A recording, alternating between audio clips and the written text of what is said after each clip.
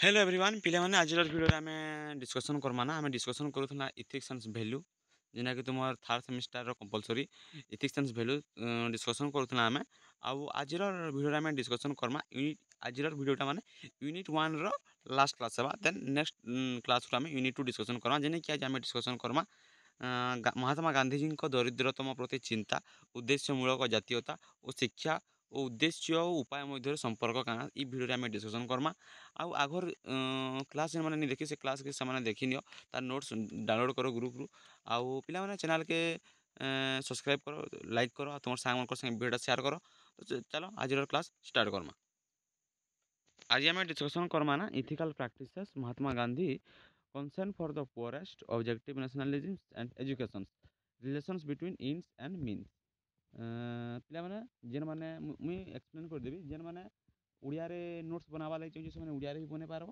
ଆଉ ଯେନ୍ମାନେ ଇଂଲିଶରେ ଚାହୁଁଛ ସେମାନେ ଇଂଲିଶର ନୋଟ୍ସ ବି ସେମାନେ ବନେଇ ପାରବ ଏଇଟା ତୁମକୁ ଆଭେଲେବୁଲ୍ ହେଇଯାଏ ଗ୍ରୁପ୍ରେ ତ ଗ୍ରୁପ୍ର ଲିଙ୍କ୍ ମୁଇଁ କମେଣ୍ଟ ସେକ୍ସନ୍ରେ ପିନ୍ କରିଦେବି ତ ଦେଖୁ ଆମେ नीतिगत आचरण इथिकल प्रैक्टिस महात्मा गांधी दरिद्रतम प्रति चिंता उद्देश्यमूलक जातीयता और शिक्षा उद्देश्य उपाय मध्य संपर्क काणाई तो जितेखने आम महात्मा गांधी प्रीवियस क्लास रे पढ़ीना महात्मा गांधी नीति और नैतिकता भितर जितेखने आम डिस्कसन करना से महात्मा गांधीर से सत्य तार उपर पढ़ीना सहिष्णुता अहिंसा लव फॉर ऑल से सब डिस्कसन करना तो जेन मैंने प्रीवियस क्लास नहीं देखी से प्रीवियस क्लास के देखी नियो देन आज आम डिस्कसन करमा कारण महात्मा गांधी से महात्मा गांधी दरिद्रतम प्रति चिंता रोचे उद्देश्यमूलक जातीयता शिक्षा भितर उद्देश्य तार उपाय मध्य संपर्क काଣା सेटा आज आम देखमा तो नीति और नैतिकता गोटे हूँ महात्मा गांधी दर्शन और जीवन आधार है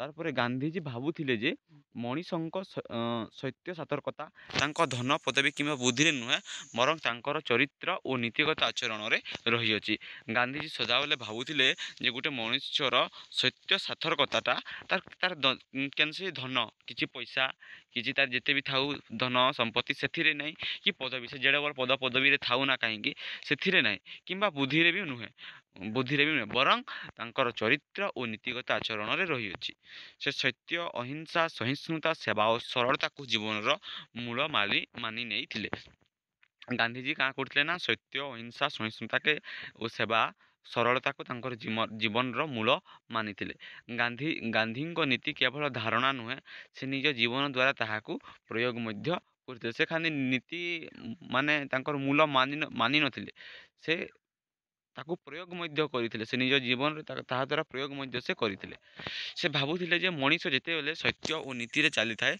से से निजे शुद्ध ही समाज को शुद्ध कर जिते गोटे मनुष्यटे सत्य नीति चली जाए माने सत्य नीति आपणई था सत्य नीति चली थाए से से निजे शुद्ध हो समाज को शुद्ध करने को लगे आ जो तुम जो भूल करूथो तुम समाज के काଣା इटा ठीक कर बोलिक प्रश्रय दब तुम तो निजे भूल काम कर समाज के सिखाले ये तो भूल काम कुछ तार कामटा करबी कहबा से लगी निजे जदि सचोट हमा अलग लोग जदि तुम इन्स्पायर हे से भी सचोट हो पारे गांधी नीतिगत भावना को आम तीनोटी मुख्य भाव में बुझीपार एक रहा दरिद्रतम प्रति चिंता उद्देश्यमूलक जातीयता तार शिक्षा और उद्देश्य उपाय संपर्क को माने educational and relations between ends and means हाँ यही तीन दिग गांधी समग्र नीति और मानवतार आधार गठन करुच्ची गांधी नीतिगत दर्शन काଣା ना गांधी नीति दुईटी मूल आधार उपर भित्ति करी जेनटा कि सत्य और अहिंसा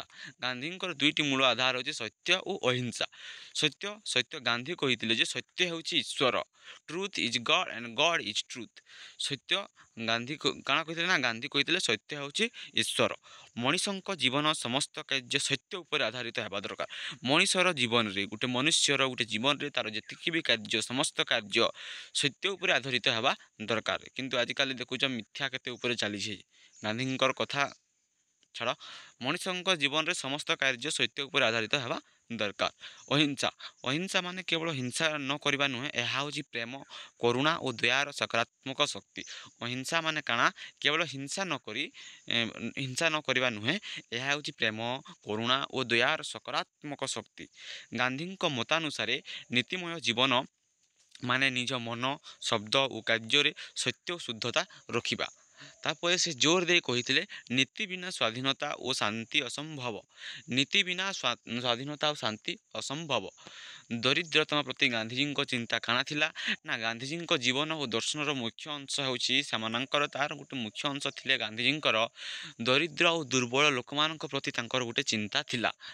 ସେ ଏହାକୁ ଅନ୍ତ୍ୟୋଦୟ ବୋଲି କହିଥିଲେ, ଅର୍ଥାତ୍ ଶେଷ ଲୋକଙ୍କ ଉନ୍ନତି।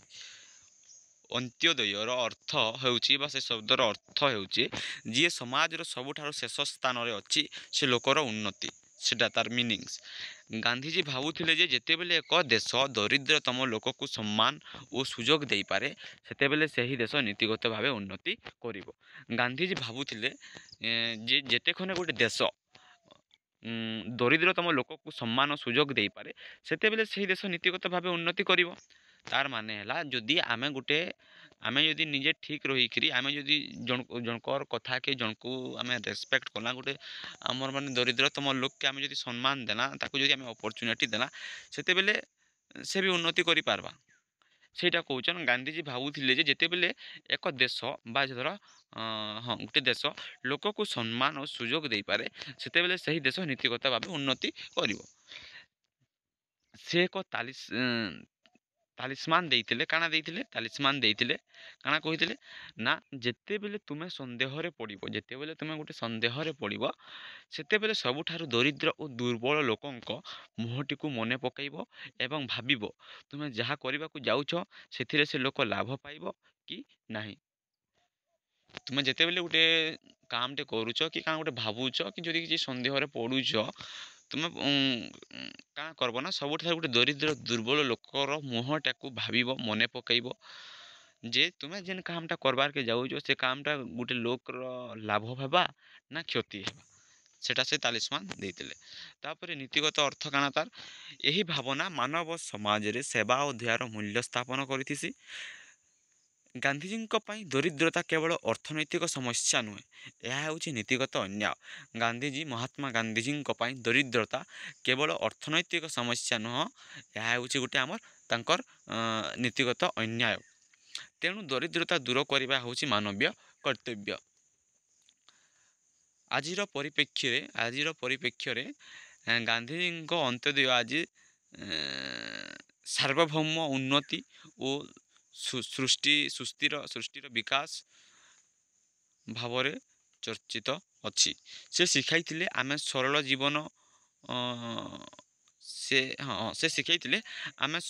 ଜୀବନ ଯାପନ କରିବା।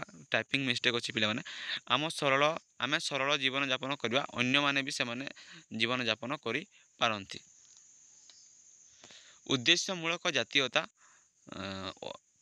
ଉଦ୍ଦେଶ୍ୟମୂଳକ ଜାତୀୟତାରେ ଜାତୀୟତାର ଅର୍ଥ କାଣା ନା ଜାତୀୟତା ମାନେ ହେଉଛି ନିଜ ଦେଶ ପ୍ରତି ପ୍ରେମ ଓ ସମର୍ପଣ। ଜାତୀୟତାର ଅର୍ଥ କାଣା ଆମର ଜାତୀୟତାର ଅର୍ଥ କାଣା ଜାତୀୟତା ମାନେ ହେଉଛି ଆମର ନିଜର ଦେଶ ଲାଗି ଆମର ନିଜର ଭକ୍ତି, ନିଜର ପ୍ରେମ ଆଉ ନିଜର ସମର୍ପଣ ରହିବାର କଥା। ମାନେ ଜାତୀୟତା ମାନେ ହେଉଛି ନିଜ ଦେଶ ପ୍ରତି ପ୍ରେମ, ସମର୍ପଣ, ଭକ୍ତି ରହିବାର କଥା। କିନ୍ତୁ ଗାନ୍ଧିଜୀଙ୍କ ଜାତୀୟତା ହିଂସା, ଘୃଣା ଓ ଅନ୍ଧଭକ୍ତି ଉପରେ ନୁହେଁ ବରଂ ନୀତି ଓ ଆଧ୍ୟାତ୍ମିକତା ଉପରେ ଭିତ୍ତି କରିଥିଲା। ଗାନ୍ଧିଜୀଙ୍କର ଜାତୀୟତା ଉପରେ କାଣା ନା ହିଂସା, ଘୃଣା ଓ ଅନ୍ଧଭକ୍ତି ଉପରେ ନୁହେଁ ବରଂ ନୀତି ଓ ଆଧ୍ୟାତ୍ମିକତା ଉପରେ ଭିତ୍ତି କରିଥିଲା। ଗାନ୍ଧିଜୀ କହିଥିଲେ ମୋର ଜାତୀୟତା ସୀମିତ ନୁହେଁ, ସେ ଅସୀମିତ। ମୁଁ ମୋ ଦେଶକୁ ସ୍ୱାଧୀନ ଦେଖିବାକୁ ଚାହେଁ, ଯେ କ୍ଷଣି ସହିତ ସମସ୍ତ ଦେଶ ସ୍ୱାଧୀନ ହେଉ।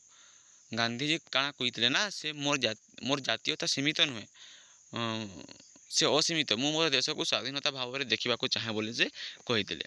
ଉଦ୍ଦେଶ୍ୟମୂଳକ ଜାତୀୟତା କାଣା ନା ଗାନ୍ଧିଜୀଙ୍କ ଜାତୀୟତା ହେଉଛି ନୀତିମୟ ଓ ଉଦ୍ଦେଶ୍ୟପରକ।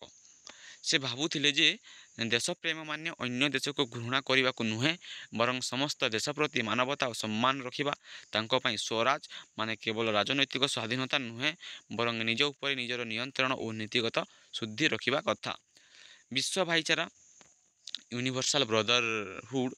ଗାନ୍ଧିଜୀ ସମସ୍ତ ମଣିଷକୁ ଏକ ମାନବ ପରିବାର ଭାବେ ଦେଖିଥିଲେ ଆଉ ସେ ବସୁଧୈବ କୁଟୁମ୍ବକମ୍ ବାକ୍ୟକୁ ନିଜ ଜୀବନରେ ଆଦର୍ଶ କରିଥିଲେ। କ୍ୱେଶ୍ଚିନ୍ ଆସିପାରେ ଗାନ୍ଧିଜୀ କେଉଁ ବାକ୍ୟକୁ ନିଜ ଜୀବନରେ ଆଦର୍ଶ କରିଥିଲେ ନା ବସୁଧୈବ କୁଟୁମ୍ବକମ୍। ଗାନ୍ଧିଜୀ ଜାତୀୟତା ହେଉଛି ସେବା ଓ ନୀତିର ମାଧ୍ୟମରେ ଦେଶର ଓ ବିଶ୍ୱର ଉନ୍ନତି। ଗାନ୍ଧିଜୀଙ୍କ ଶିକ୍ଷା ଭାବନା। ଗାନ୍ଧିଜୀଙ୍କ ମତ ଅନୁସାରେ ଶିକ୍ଷା ମାନେ କେବଳ ପଢ଼ା ଲେଖା ନୁହେଁ, ବରଂ ଚରିତ୍ର ଗଢ଼ିବା ଓ ନୀତି ଶିଖିବା ସେ କହିଥିଲେ। ଗାନ୍ଧିଜୀଙ୍କ ମତ ଖାଲି ଯାଇକିରି ଶିକ୍ଷା ମାନେ କେବଳ ପାଠ ପଢ଼ା ଲେଖା ନୁହେଁ, ବରଂ ଚରିତ୍ର ଗଢ଼ିବା ଓ ନୀତି ଶିଖିବା ସେ କହିଥିଲେ। ଶିକ୍ଷା ମାନେ ମଣିଷର ଶରୀର, ମନ ଓ ଆତ୍ମାର ସର୍ବତୋମୁଖକୁ ଉଦ୍ଧାର କରିବା। ନଈ ତାଲିମ। ନଈ ତାଲିମ ଶିକ୍ଷା କାଣା ବି କ୍ୱେଶ୍ଚିନ୍ ଆସିପାରେ। ନଈ ତାଲିମ, ଗାନ୍ଧିଜୀଙ୍କ ନଈ ତାଲିମ କିମ୍ବା ମୂଳ ଶିକ୍ଷା ପ୍ରଣାଳୀ ଆରମ୍ଭ କରିଥିଲେ। ତା'ର ମୂଳ ଉଦ୍ଦେଶ୍ୟ ଥିଲା କାମ କରି ଶିଖିବାଟା, ନିଜ ଶ୍ରମକୁ ସମ୍ମାନ ଦେବାଟା, ଜୀବନ ସହିତ ଶିକ୍ଷାକୁ ଯୋଡ଼ବାଟା। ଏହି ଦ୍ୱାରା ଛାତ୍ରମାନେ ସରଳ, ସତ୍ୟବାନ, ସେବାପରାୟଣ ନାଗରିକ ହେଉଥିଲେ। ନଈ ତାଲିମ କ୍ୱେଶ୍ଚିନ୍ ପଡ଼ିପାରେ, ଦେଖ ନା। ଉଦ୍ଦେଶ୍ୟ ଓ ଉପାୟ ସମ୍ପର୍କ, relation between Indus and means. ଏହା ଗାନ୍ଧୀଙ୍କ ନୀତି ଦର୍ଶନର ସବୁଠାରୁ ମହତ୍ତ୍ୱପୂର୍ଣ୍ଣ ଅଂଶ। ଅର୍ଥ, ଉଦ୍ଦେଶ୍ୟ ଇଣ୍ଡସ୍, ଯାହାକୁ ଆମେ ପ୍ରାପ୍ତି କରିବାକୁ ଚାହୁଁ। ଉଦ୍ଦେଶ୍ୟ ଇଣ୍ଡସ୍ ମତଲବ ଯାହାକୁ ଆମେ ପ୍ରାପ୍ତ କରିବାକୁ ଚାହୁଁ, ଆଉ ଉପାୟ ମିନ୍ସ ସେହି ଲକ୍ଷ୍ୟକୁ ପହଞ୍ଚିବାର ପଥ କିମ୍ବା ଉପାୟକେ ଆମେ ମିନ୍ସ କହୁ। ଗାନ୍ଧିଜୀ କହିଥିଲେ, ଲୋକ କହନ୍ତି ଯେଉଁ ଉଦ୍ଦେଶ୍ୟ ଉପାୟକୁ ନ୍ୟାୟସଙ୍ଗତ କରେ, କିନ୍ତୁ ମୁଁ କହେ ଯେ ଉପାୟ ଉଦ୍ଦେଶ୍ୟକୁ ନ୍ୟାୟସଙ୍ଗତ କରେ। ଅର୍ଥାତ୍ ଯଦି ଉପାୟ ଖରାପ ତେବେ ଉଦ୍ଦେଶ୍ୟ କେବେ ଭଲ ହେବ ନାହିଁ। ଅବଭିୟସ୍ଲି ଯଦି ତୁମର ଉପାୟ ଖରାପ ଅଛି ତେବେ ଉଦ୍ଦେଶ୍ୟ କେବେ ଭଲ ହେବ ନାହିଁ। ନୀତିଗତ ଦୃଷ୍ଟିକୋଣରୁ ଗାନ୍ଧିଜୀ ଭାବୁଥିଲେ ଜୀବନରେ ଉଦ୍ଦେଶ୍ୟ ଓ ଉପାୟ ଦୁଇଟି ଅଲଗା ନୁହେଁ।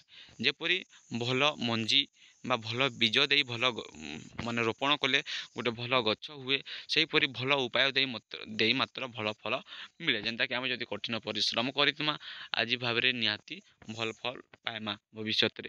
ଯଦି ଆମେ ଆଜି କ୍ଲାସ୍ଟେ କରୁଛୁଁ, ଇଥେକ୍ସ ଭ୍ୟାଲ୍ୟୁର ତୁମେ କ୍ଲାସ୍ କରୁଛ, ଭଲସେ କ୍ଲାସ୍ କରୁଛ, ତୁମକୁ ନୋଟ୍ସ ଦିଆହେଉଛି, ନୋଟ୍ସ ବି ପ୍ରିପେୟାର କରୁଛ, ଆଗାମୀ ଦିନରେ ତୁମେ ଏକ୍ଜାମ୍ରେ ବହୁତ ଭଲ ପରଫର୍ମ କରିପାରବ, ଆଗାମୀ ଦିନରେ ଜବ୍ କରିପାରବ। ଯେନ୍ତାକି ଉଦାହରଣ ଦେଖ୍ମା ଆମେ, ଯଦି ସ୍ୱାଧୀନତା ହିଂସା ଦ୍ୱାରା ମିଳେ ତ ତେବେ ସେହି ସ୍ୱାଧୀନତା ଅଶାନ୍ତି ଓ ଅନୀତି ଆଣିବ। ଯଦି ସ୍ୱାଧୀନତାଟା ଆମକୁ ହିଂସା ଦ୍ୱାରା ମିଳେ, ସେ ସ୍ୱାଧୀନତାଟା ଆମକୁ ଭବିଷ୍ୟତରେ ଅଶାନ୍ତି ଓ ଅନୀତି ଆଣିବ।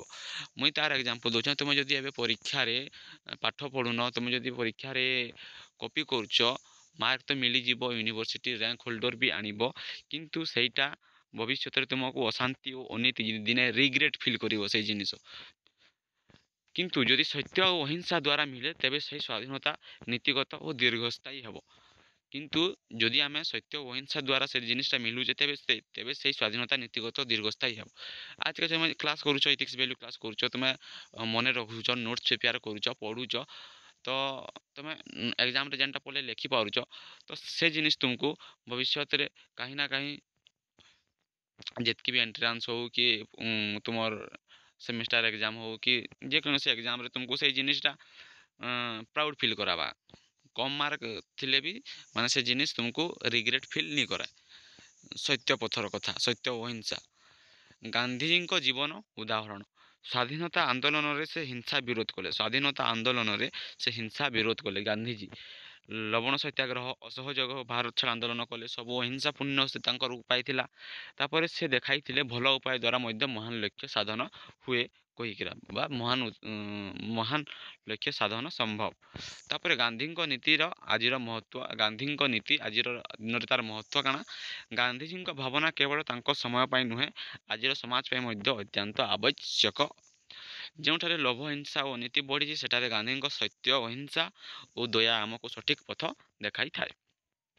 ସେ ଆମକୁ ଶିଖାଇଛନ୍ତି ମଣିଷ ହେବା ପୂର୍ବରୁ ନୀତିମୟ ହେବା ଦରକାର। ମହାତ୍ମା ଗାନ୍ଧୀ ନୀତି ଆମକୁ ଶିଖାଏ ସତ୍ୟ ଓ ଅହିଂସା ହେଉଛି ଜୀବନର ମୂଳ ଆଧାର। ମହାତ୍ମା ଗାନ୍ଧୀ ଆମକୁ କାଣା ଶିଖେଇକିରି ଯାଇଛନ୍? ସତ୍ୟ ଓ ଅହିଂସା ହେଉଛି ଜୀବନର ମୂଳ ଆଧାର। ଦରିଦ୍ର ଓ ଦୁର୍ବଳ ସେବା ହେଉଛି ସତ୍ୟ ସେବା। ଜାତୀୟ ହେଉଛି ମାନବତା ଓ ଶାନ୍ତିର ପଥ। ଉଦ୍ଦେଶ୍ୟ ଓ ଉପାୟ ଦୁହେଁ ସମାନ ଭାବେ ନୀତିଗତ ହେବା ନିହାତି ଦରକାର। ସେଥିପାଇଁ ଗାନ୍ଧିଜୀ କହିଥିଲେ, ଖରାପ ଉପାୟ ଦ୍ୱାରା ଭଲ ଉଦ୍ଦେଶ୍ୟ କେବେ ସାଧ୍ୟ ହେବ ନାହିଁ ବା ହୁଏ ନାହିଁ। ପିଲାମାନେ, ଆମର ଇଥିକ୍ସ ଭ୍ୟାଲ୍ୟୁର ୟୁନିଟ୍ 1 ଆଜିର କ୍ଲାସ୍ରେ କମ୍ପ୍ଲିଟ୍ ହେଲା। ଇତାର ନୋଟ୍ସ ତୁମକୁ ଗ୍ରୁପ୍ରେ ଆଭେଲେବୁଲ୍ ହେଇଯିବା। ଗ୍ରୁପ୍ର ଲିଙ୍କ୍ ଟେଲିଗ୍ରାମ କମେଣ୍ଟ ସେକ୍ସନ୍ରେ ମୁଇଁ ପିନ୍ କରିଦେବି। ଆଉ ନେକ୍ସଟ କ୍ଲାସ୍ରୁ ଆମେ ୟୁନିଟ୍ 2 ଡିସ୍କସନ୍ କର୍ମା। ତ ପିଲାମାନେ ଯେନ୍ମାନେ ବି ଚ୍ୟାନେଲ୍କେ ସବସ୍କ୍ରାଇବ୍ ନୁହେଁ କର, ଚ୍ୟାନେଲ୍କେ ସବସ୍କ୍ରାଇବ୍ କରିଦିଅ ଆଉ ଭିଡ଼ିଓକେ ଗୋଟେ ଲାଇକ୍ କରିଦିଅ।